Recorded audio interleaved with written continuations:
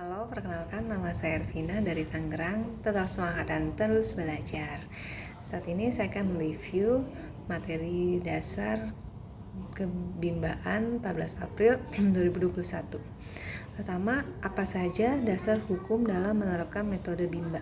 Dasar hukum dalam menerapkan metode bimba ada dua. Yang pertama itu hak anak, dan yang kedua adalah teori belajar dalam psikologi pendidikan. Yang pertama kita bahas dulu hak anak. Anak fitrahnya terlahir sebagai seorang pembelajar. Apa sih maksudnya? Anak itu terlahir sebagai seorang pembelajar. Ketika dia masih bayi sekalipun, anak akan terus belajar.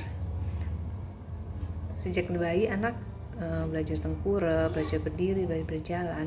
Anak tidak pernah pantang menyerah. Dia akan terus bangkit dan berusaha kembali sampai dia mendapatkan di stepnya tersebut. Lalu anak adalah anugerah yang dititipkan oleh Yang Maha Kuasa kepada orang dewasa. Anugerah, jika kita diberikan sebuah anugerah, ada suatu hal yang berharga, suatu hal yang sangat bernilai, maka kita pasti akan menjaganya. Nah, kalau benda-benda seperti harta benda, kita jaganya pasti kita simpan di tempat yang aman, di tempat yang tidak bisa dilihat oleh orang lain, ataupun kalau bisa dilihat yang pasti aman dalam pengawasan. Nah, kalau anak bagaimana kita menjaganya? Nggak mungkin kan anak kita cuma taruh di kamar, didiemin aja. Nah, anak, cara kita menjaganya adalah dengan membimbingnya. Membimbing apa? Membimbing untuk membimbakannya. Nah, di dalam Undang-Undang tahun 2002 tahun 2002 nomor 23, di sana tertera tentang hak perlindungan anak. Hak anak itu ada seperti hak untuk tumbuh kembang, hak untuk bermain, berekreasi, beristirahat, untuk mendapatkan pendidikan. Nah, di dalam bimba ini anak akan mendapatkan haknya, itu ada dua. Yang pertama untuk bermain, dan yang kedua untuk mendapatkan pendidikan. Kenapa? Karena saat anak dibimbakan, saat anak ada dalam bimba, mendapatkan bimbingan minat bacanya, secara tidak langsung saat anak bermain, ia juga akan mendapatkan pendidikan. Jadi anak bermain sambil belajar. Yang kedua, dasar hukumnya adalah teori belajar dalam psikologi pendidikan. Di dalam Edward Littore itu ada siklus tentang minat, siklus tentang yang pertama itu the law of effect. The law of effect itu artinya apa? The law of effect itu adalah hukum akibat. Hukum akibat ini adalah jika si anak ini senang, maka si anak akan mau mengulang. Jadi akibatnya, jika si anak senang, maka ia akan mengulang. Nah, kalau dia mau mengulang, maka ia akan terus melatih diri mengulang. Lalu akhirnya timbullah the law of exercise, yaitu hukum latihan. Si anak akan terus berlatih untuk mengulang apa yang sudah ia dapatkan. Jika ia diulang-ulang terus, maka lama-lama akan menjadi mampu. Itu the law of readiness atau hukum kesiapan. Si anak sudah siap, ia akan mampu dan menjadi menyenangkan. Jadi minatnya akan terus bertambah, akan terus berkembang. Jadi pertama kita harus dapatkan si anak ini senang dulu. Nah, kalau si anak ini udah senang, maka dia akan mau untuk mengulang. Jika dia mau mengulang, maka si anak akan mampu.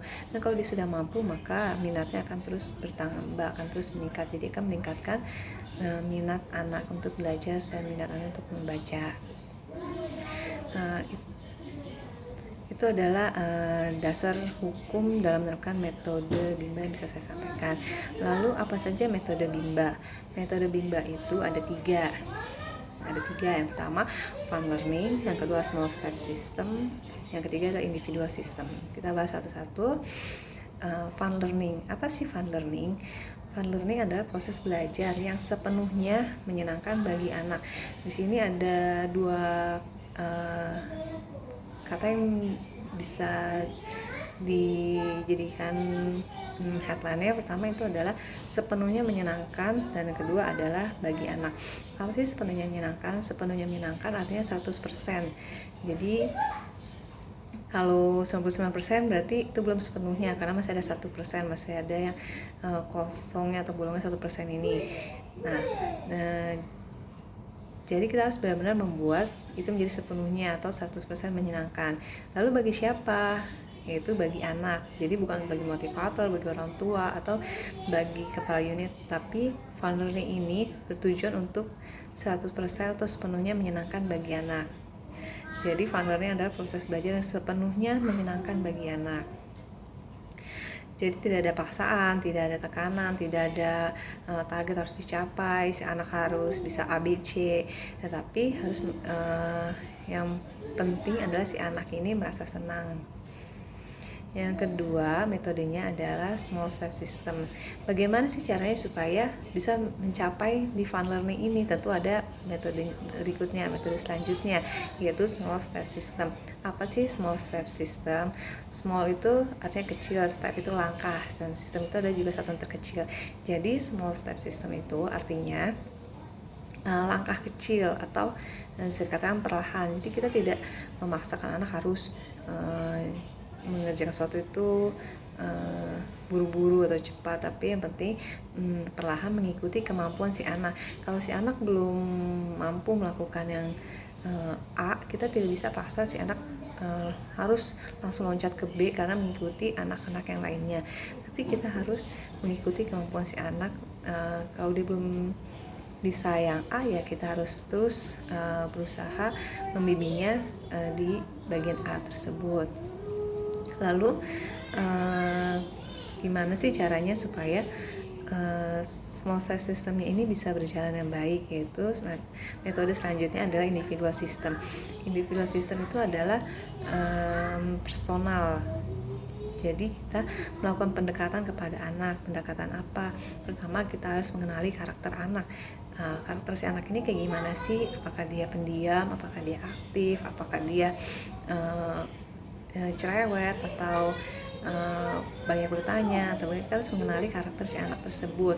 Kedua, kita harus cari tahu apa sih minat si anak, apa sih hobi si anak, apa sih kesukaan si anak. Apakah si anak suka film kartun tertentu, kita harus tahu hobi si anak. Apakah hobinya baca, hobinya bermain, hobinya berenang atau apa, kita harus mencari tahunya, sehingga saat kita membangun fun learning kepada si anak itu, kita tahu bagaimana kita harus mengatasinya, bagaimana kita harus mendekati si anak, bagaimana kita nyambung atau connect dengan si anak. Jadi ketiga, kita pun harus ada di dunia si anak tersebut. Kira-kira begitu yang bisa saya review dari materi dasar bimbaan pada hari ini. Mohon maaf jika ada kurang atau kesalahan. Terima kasih.